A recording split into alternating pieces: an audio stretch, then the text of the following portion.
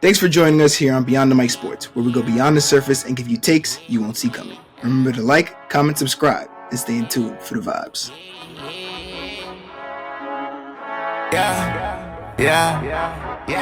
Which is the Seahawks versus the 49ers.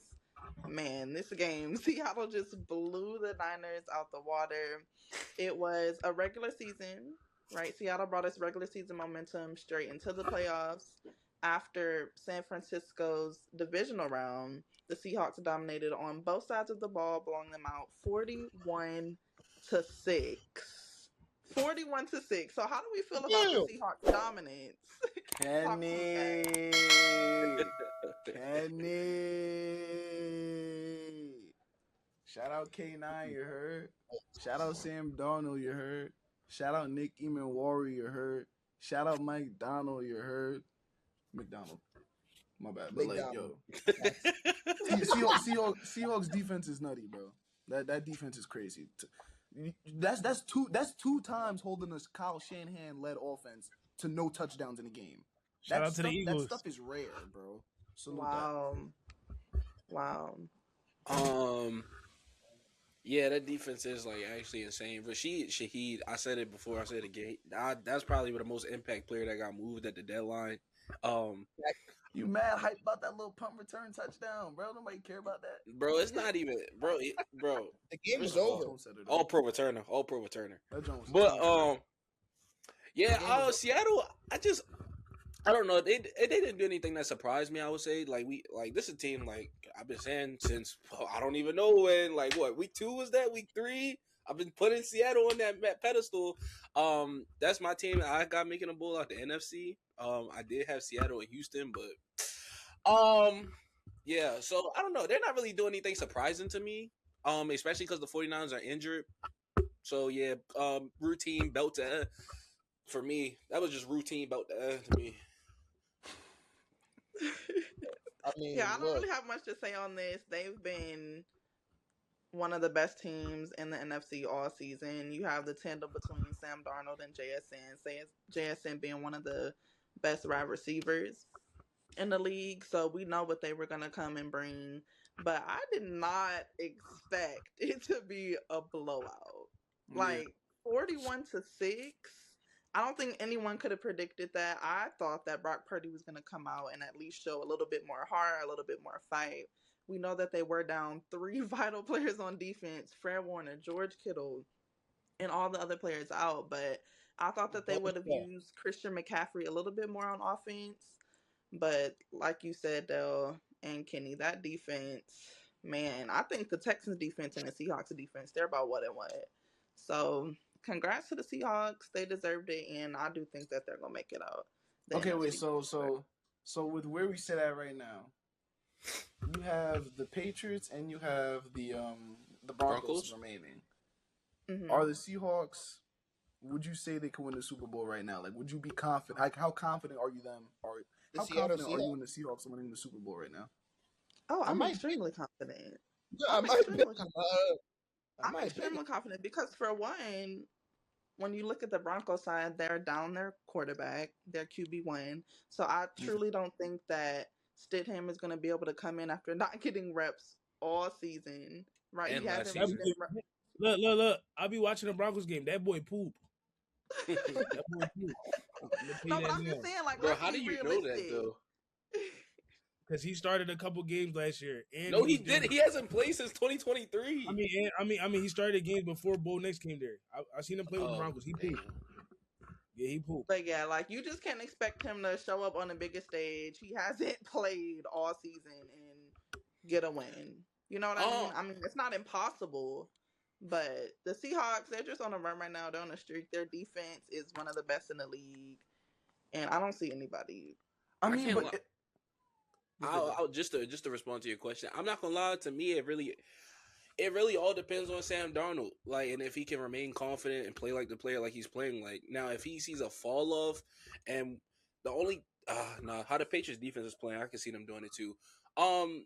I feel like next week he'll look pretty cool. I feel like those AFC defenses could probably cause him, and then the Super Bowl environment, if they make it there, I feel like that could maybe throw him off. But I really feel like Seattle goes as far as Sam Darnold takes them, because their defenses, I feel like they're gonna play lights out from here on out. Yeah, Seahawks Rams actually intrigues me because Sam Darnold lost in the first round when he was on the Vikings to the Rams, and that pressure was frying him. So I think he got sacked at least 5 times. It might have been a number 9. He might have been sacked 9 times. Yeah, it was bad. It's gonna be interesting. Puka Nacua. As far as the other game,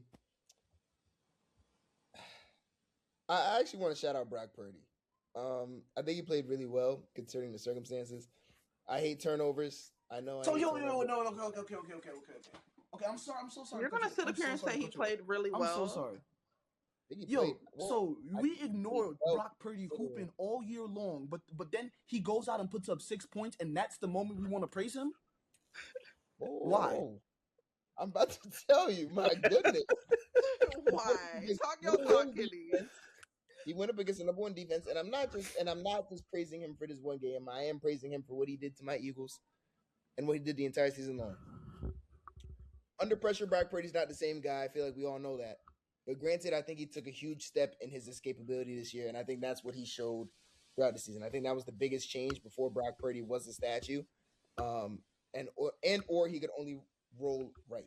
Now we saw him going back. We saw him going horizontally and vertically, and I think it took his game to another level, and it allowed people like Demarcus Robinson, and I forgot their tight end, their backup tight end's name. I think it's Jake Tonges. It allowed them to look better than I believe they truly actually are. So that's really the reason I'm shouting out Brock Purdy. Now, of course, Kyle Shanahan has a huge part to do with that, but I just wanted to give Brock Purdy a little bit of a snippet. I think the reason they lost this game is because they got beat up front. Seattle just dominated the line of scrimmage. Trent Williams, where are you?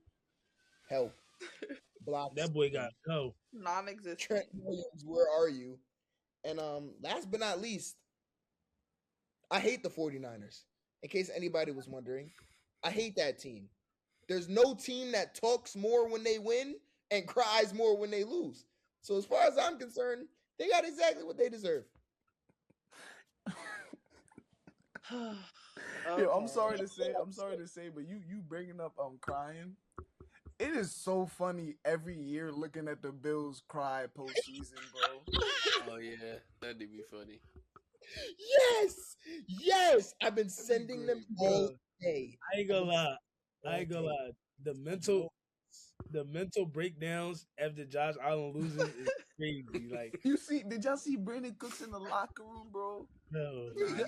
Tears was flowing, yo. Yeah, this whole year. Wait, I have a question though. I'm not gonna lie. I don't really have too much opinions on this past weekend. Seahawks look like the Seahawks. 49ers did not belong there. Let's be honest. Fact. And that's why Kyle Shanahan, Coach of the Year. That's why Kyle exactly injured team and then took Mike the team. They had 12 wins, right? Yeah, and they almost won the 1 seed. They were almost the 1 seed. Exactly. Kyle Shanahan, Coach of the Year, bro. Mike Rabel. We know the Seahawks. We know the Seahawks good on the secondary, on the D line. First round. These niggas go back. What are you eating, bro? My fault. Hey, lock in. We know the Seahawks good.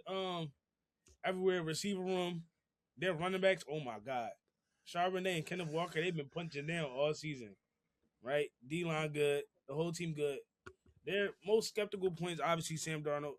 So that showed a lot during the 49ers game. I'm gonna be honest. Brock Purdy, in my opinion, he didn't play bad. Every time he got the ball, he had to run. Every time he got the ball, he had to run. You feel me? Shout out to the defense. I'm gonna be honest though. Like, I'm gonna be quite honest. Next week gonna be very interesting. Cause listen, the top 3 defenses was playing this week. Now the Texans out the game. Now we got the Broncos, and I think the Patriots number 4, right? Patriots number 4 rated defense. Oh, this gonna be amazing. They're rated that high? Are they 4 or like 5? I don't know the numbers. I know they're pretty good. I ain't know the numbers of their defense. I know the Texans, Broncos, and Seahawks are top 3. That's actually crazy. The Eagles are one of those that's teams insane in the top 5 too. Or they were. I don't know who else is there. Eagles. They were before they got bounced. I'm saying statistically. Okay, we can move. Wait. Okay. Y'all was like, D, I know you said, where's Trent Williams, right? Save us. You want to ask that. I'm so sorry to do this to you, Key. But the real question is, where is Joe Mixon? Where is Joe Mixon? Bro, really? No,